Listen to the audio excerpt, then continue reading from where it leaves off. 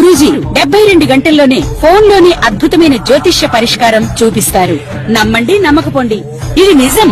శ్మశాన కాళి రుద్ర చౌడీదేవి ఆరాధకులు నంబర్ 1 వశీకరణ స్పెషలిస్ట్ గురూజీ. మనిషి పుట్టుక నుండి చనిపోయే వరకు వచ్చే అన్ని క్లిష్టమైన సమస్యలకు పరిష్కారం ఇక్కడ లభిస్తుంది. విద్య, ఉద్యోగం, వ్యవహారం, స్త్రీ ప్రేమ, పెళ్లి, సంతానం, స్త్రీ పురుష వశీకరణం, భూవశం, భార్యాభర్తల కలహాలు, కోర్టు సమస్యలు, విడాకుల సమస్యలు, చేతబడి, అప్పుల బాధ, ఇంకా మీకు ఎలాంటి సమస్యలు ఉన్నా 72 గంటల్లోనే శాశ్వత పరిష్కారం చేయబడి. గురు బ్రహ్మ గురుర్విష్ణు గురుర్దేవో మహేశ్వర గురు సాక్షాత్ పరబ్రహ్మ తస్మై శ్రీ గురువే నమః. జ్యోతిషాభిమానులందరికీ నమస్కారం. శ్రీ పరాభవ నామ సంవత్సరం ఉగాది పండుగ శుభాకాంక్షలతో 2026 మార్చి నెల 19వ తారీఖు గురువారం రోజు మనకు తెలుగు సంవత్సరం ప్రారంభమవుతోంది. ఈ తెలుగు సంవత్సరాలు 60 సంవత్సరాలు మనకున్నాయి. ఈ 60 సంవత్సరాలకి కూడా తెలుగు 60 పేర్లు పెట్టడం జరిగింది. ప్రభవ నుంచి అక్షయ వరకు 60 పేర్లు మనకు ఈ తెలుగు సంవత్సరాలకు ఉన్నాయి. ఈ 2026 మార్చి 19వ తారీఖు గురువారం రోజు వస్తున్నటువంటి ఈ తెలుగు సంవత్సరానికి, ఈ ఉగాది పండుగకు శ్రీ పరాభవ నామ సంవత్సరం అని పేరు పెట్టడం జరిగింది. ఈ 60 సంవత్సరాలలో ఈ పరాభవ నామ సంవత్సరం 40వ సంఖ్య. ఇప్పుడు గతంలో శ్రీ విశ్వావసు నామ సంవత్సరం అయిపోయింది కదా గత ఏడాది, దాని సంఖ్య 39. ఇక 2027 ఏప్రిల్ నెల 6వ తారీఖున మరొక ఉగాది పండుగ రాబోతుంది. దీని తర్వాత పరాభవ నామ సంవత్సరం తర్వాత ఆ ఉగాది పండుగ, ఆ సంవత్సరం పేరు శ్రీ ప్లవంగ నామ సంవత్సరం. అది 41వ సంవత్సరం. ఇప్పుడు వస్తున్నటువంటి ఈ మార్చి 19వ తారీఖు వస్తున్నటువంటి ఈ ఉగాది పండుగ, ఈ తెలుగు సంవత్సరం పేరు శ్రీ పరాభవ నామ సంవత్సరం.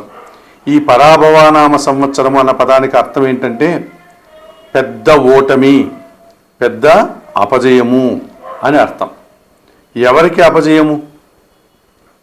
ఇద్దరు శత్రువులు ఉన్నారనుకోండి, అందులో ఒకరు ఓటమిని పాలవుతారు. అయితే ఈ సంవత్సరము అందరూ ఓటమి పాలయ్యేటువంటి అవకాశం ఉంటుంది.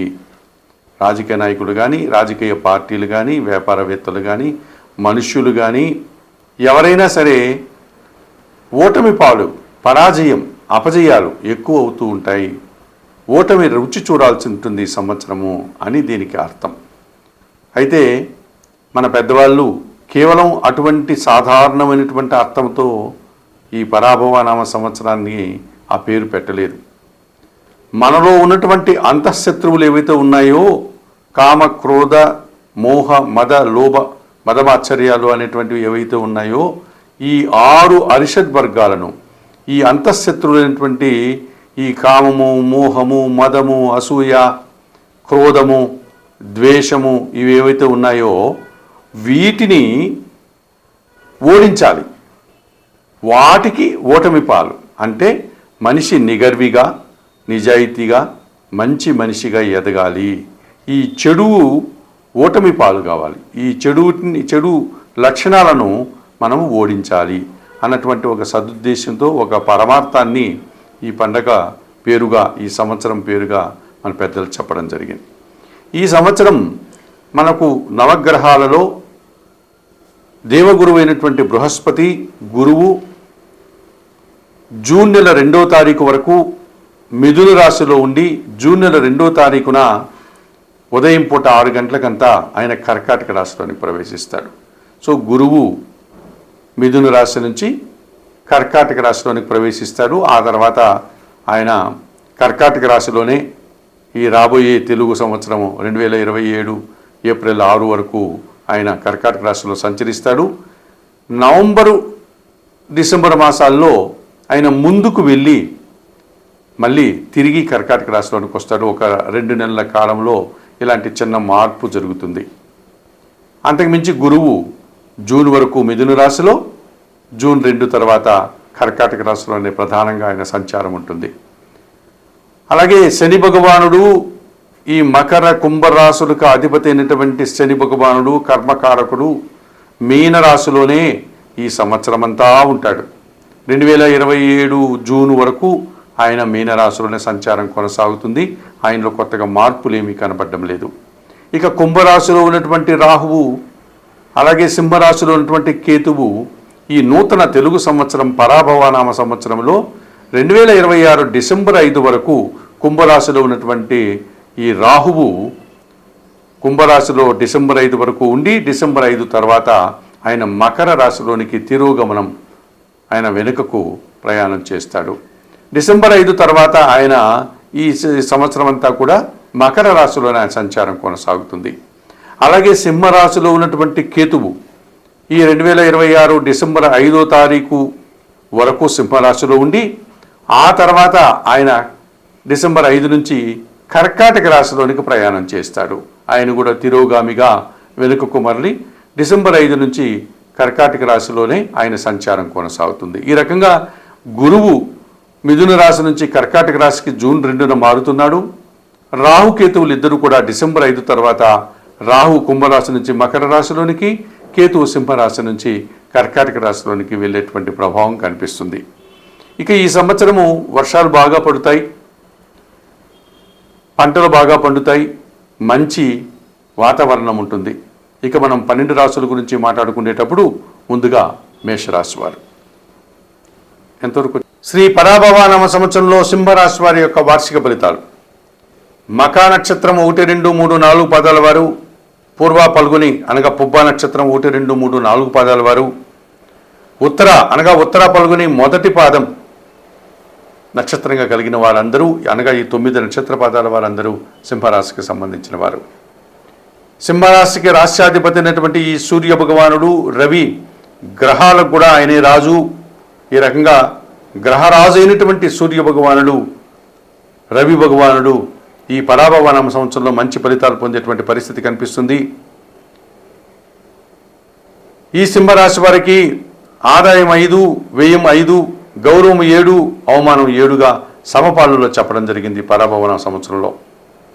పంచమ అష్టమాధిపతి అయినటువంటి గురువు 2026 జూన్ 2 వరకు లాభములో మిథున రాశిలో సంచరిస్తూ జన సంబంధాలను పెంచుతాడు.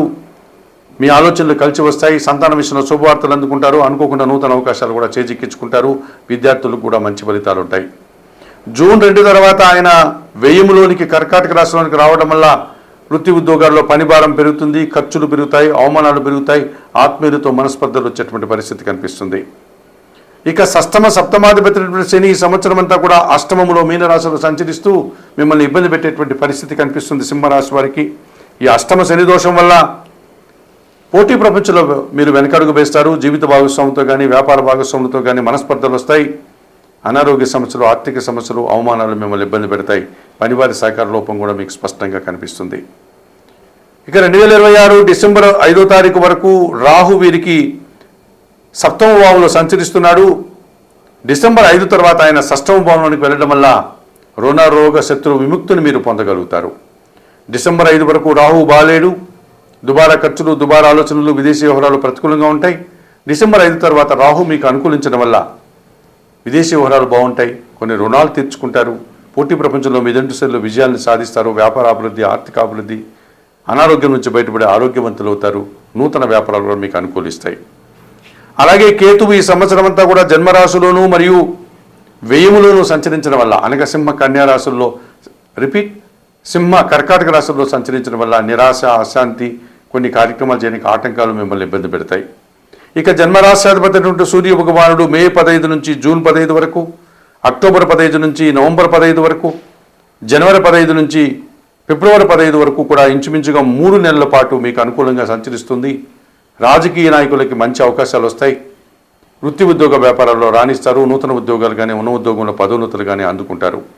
ఇక చతుర్థ భాగ్యాధిపతి అయినటువంటి కుజుడు 2026 జూలై 20 నుంచి సెప్టెంబర్ 20 వరకు కూడా 3 నెలల కాలంలో రియల్ ఎస్టేట్ రంగంలో మంచి లాభాలు అందుకుంటారు. నూతన వాహనాలు కొంటారు, నూతన భూములు కొంటారు, మరింతగా అభివృద్ధిని పొందగలుగుతారు.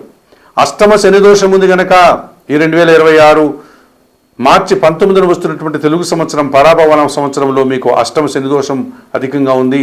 ఏమాత్రం అవకాశం ఉన్నా శనేశ్వర స్వామి దర్శనం చేసుకోండి. తమిళనాడులో కుంభకోణానికి అతి సమీపంలో ఉన్నటువంటి తిరునల్లారులోని శనీశ్వర స్వామి దర్శనం మీకు కాస్త అష్టమ శని దోషం నుంచి ఉపశమనం కలిగిస్తుంది.